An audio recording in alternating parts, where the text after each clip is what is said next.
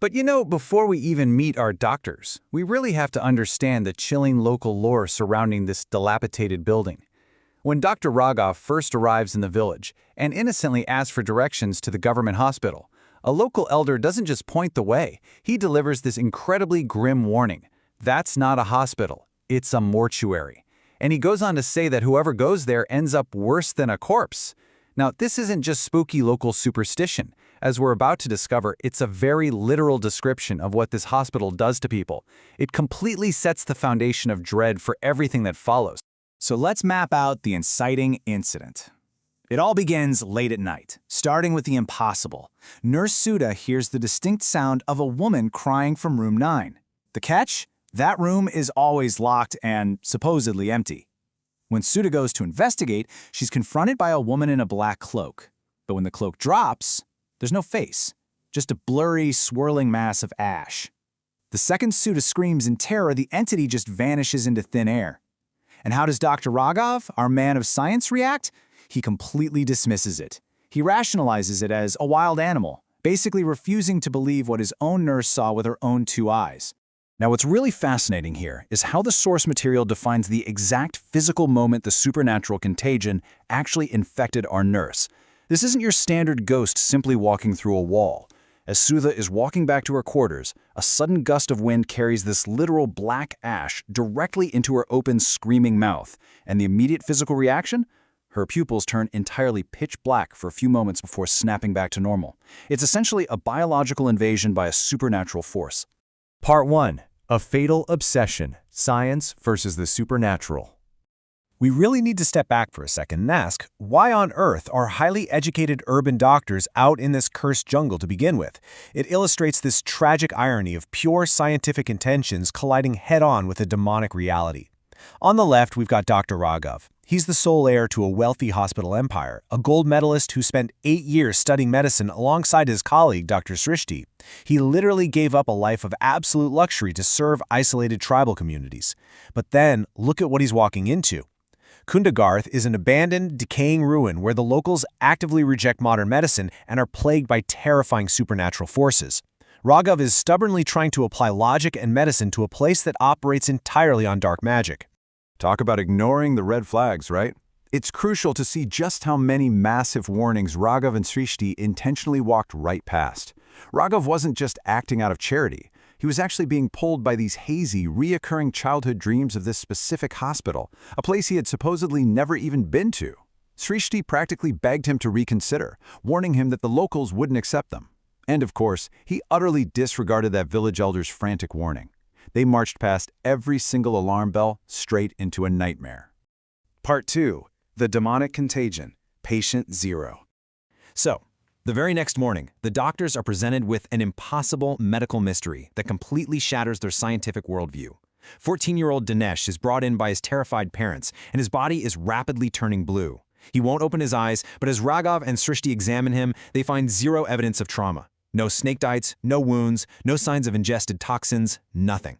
Because they can't logically explain what's happening, Raghav makes the fateful decision to keep the boy overnight for observation. He's treating a literal supernatural curse as if it were just an undiagnosed virus. Let's track how fast things go off the rails during that night shift.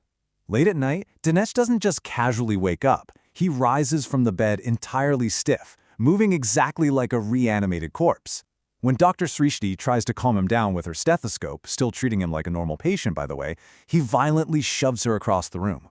Within seconds, the environment itself reacts. The old tube lights begin violently flickering, and this foul stench of dampness totally fills the ward, right before he launches his attack. By looking at these symptoms, it becomes undeniable that Srishti is no longer dealing with a medical patient. She is dealing with a supernatural entity.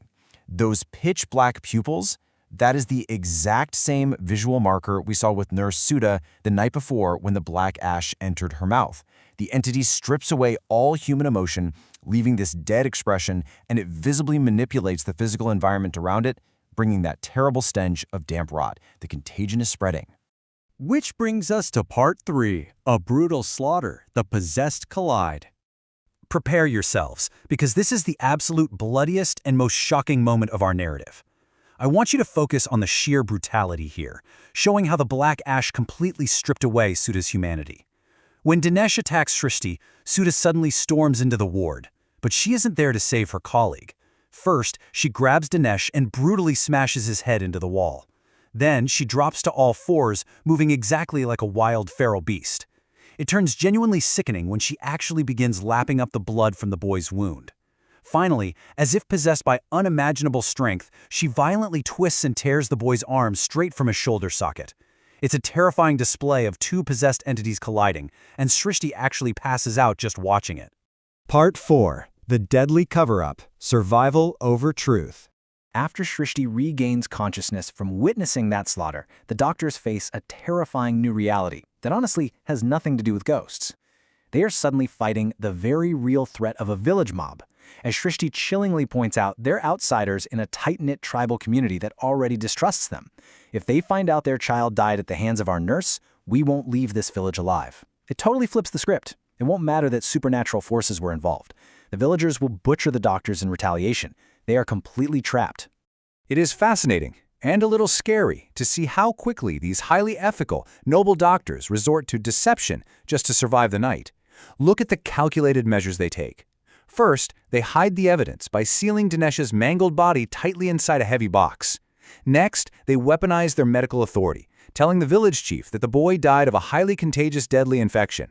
Finally, they use the fear of a massive pandemic to convince the village to burn the box immediately without a single person ever looking inside.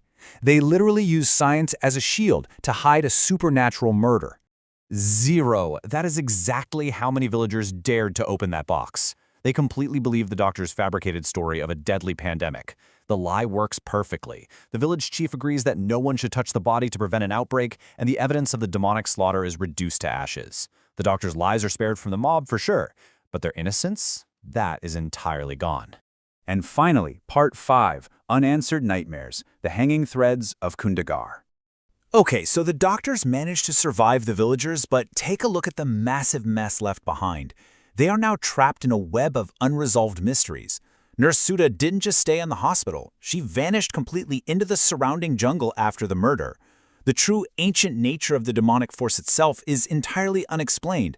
Like, what is it and why does it reside in room 9? Most intriguingly, we still don't know why Raghav, a wealthy heir from the city, had recurring childhood dreams drawing him to this specific cursed building. His father denied any connection, but clearly a dark history binds him to Kundangarh. And now they're trapped living a massive lie right in the heart of the danger. Where is Sudha hiding out there in the jungle? And what dark secret is Kundangarh Hospital truly hiding in its foundations? Raghav came here seeking answers to his childhood dreams, but what he found was an ancient nightmare. As you process the evidence we've laid out today, I have to ask you, if you were in Dr. Raghav's shoes, surrounded by darkness, deceit, and an entity you couldn't even begin to understand, would you run or would you stay to find the truth? Thanks so much for joining me on this, and keep your eyes peeled for the answers hidden in the shadows.